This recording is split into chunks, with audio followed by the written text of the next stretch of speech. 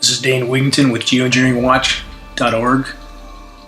HAARP still stands. That's the latest report from Dutch Sense. Dutch has put a lot of good data out throughout the years. My thanks to him. His latest report illustrates what appears to be documentation that indicates there is continued funding for HAARP.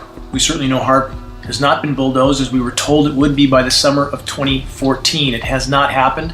At Geoengineering Watch, at the time the headlines were put out for us that HAARP was being torn down, we held to the fact that this was probably smoke and mirrors, that they probably had no intention of taking HAARP down. We see another headline that was titled "Conspiracy Theories Put to Rest." This is the purpose of this whole smoke and mirrors show, to try to give the disinformation people some of the fodder they need to try to discredit the ongoing climate engineering insanity that's wreaking havoc on our planet. HAARP is only one of many such facilities around the globe, perhaps 2 to 3 dozen large ground-based facilities. But what else is there? We have sea-based facilities, SBX radar, sea-based X-band radar. How many of these facilities are there around the globe? Here you see 2 pictures of 2 such facilities, but how many are there? We don't know, we can't know. What about SBX radar mounted on ship platforms? We have those as well. How many of those are there around the globe? We can't know this either.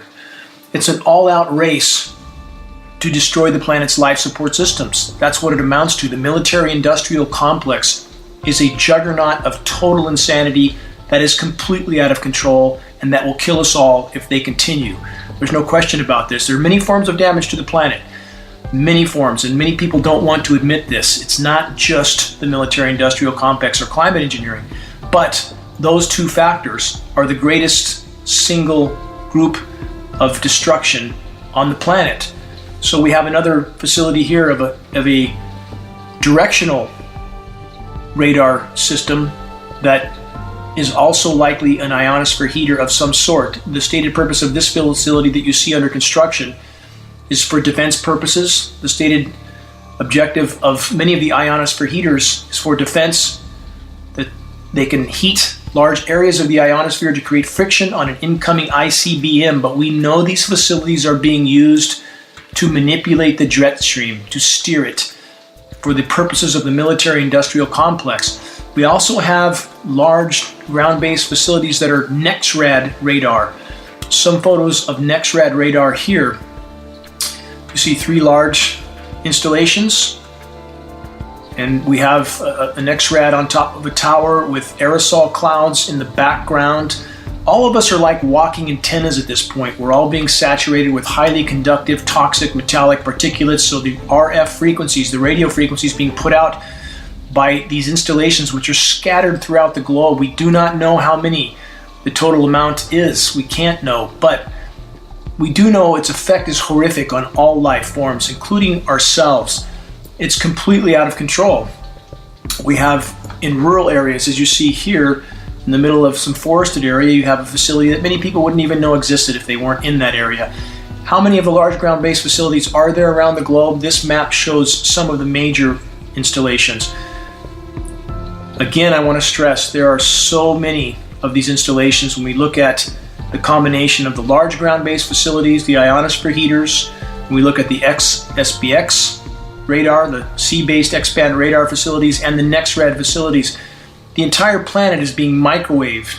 It's decimating the atmosphere from too many directions to even consider here. We see with the NEXRAD radar, it shows up very clearly on maps that have not been filtered.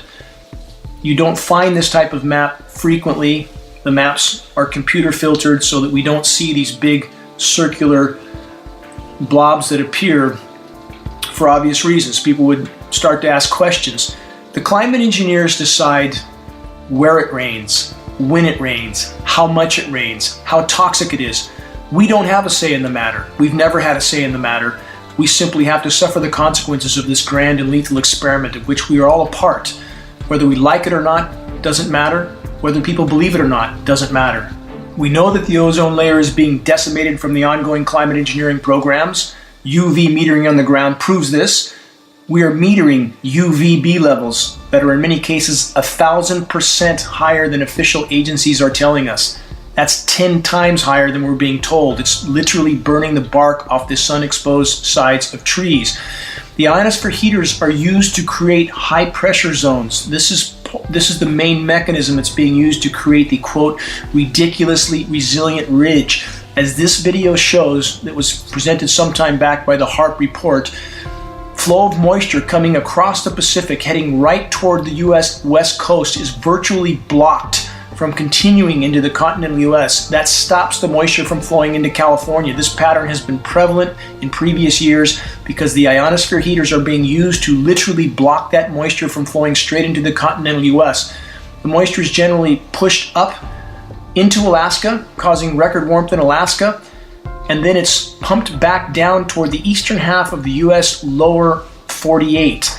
Why would they steer this moisture up through Alaska and back down? Because then they can chemically nucleate it, cool it, and cool off the eastern half of the US lower 48, which has been the goal for the climate engineers since 2012, which, by the way, was the warmest year ever recorded in the continental US. How soon people have forgotten how much the geoengineers are trying to make them forget.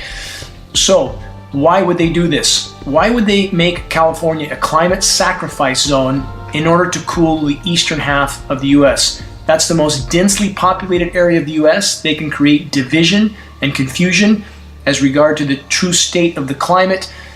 The eastern half of the lower 48 was the coldest place on the planet in 2014, the most anomalously cold place on planet Earth. If we look at DC's Snowmageddon, arguably snowier than Boston's record snow blitz in 2015, this is the kind of headline they want. This is the kind of headline they can create a great deal of confusion with. People think it's that cold there, it must be cold everywhere. This is absolutely not the case. Again, in the image you see here, a color-coded image showing departure from normal temperatures, the coldest place for the entire year of 2014, the most anomalously below normal temperatures were the eastern half of the North American continent. Why would that be? I've already explained it. It's engineered from top to bottom. We need people in our movement, in the anti-climate engineering movement, to recognize these are engineered cool downs. There's nothing natural about them, and it is simply a psychological operation, again, to create division and confusion. Now, if you see this NOAA map, it shows the scenario that has been the rule in previous years. The West fries and dries, while the eastern half of the US is kept cool with climate engineered weather systems. How was it in 2013? This map. Again, departure from normal temperatures. 2013, same scenario. What's the coolest spot on the planet? The most anomalously cool? The eastern half of the North American continent. This is a result of climate engineering. So when we have all the weather headlines coming for this weekend in early February of 2015, Weather Channel showing primarily the cool down in the same region that's been cooled down, the northeasternmost part of the country. Let's look at the whole country. This map shows departure from normal temperatures. We have temperatures almost 40 degrees above normal. The planet's in meltdown. It's not just warming, it's in total meltdown. Climate engineering can create large-scale cooling events at the cost of a worsened overall warming. Climate engineering is making a bad situation worse, not better. But the climate engineers don't care because, like the rest of the government, their goal is to hide the problem. Just like the use of the toxic chemical Corexit to hide the Gulf of Mexico oil spill, which made that spill 52 times more toxic according to environmental impact reports. They don't care. It helped to hide the oil.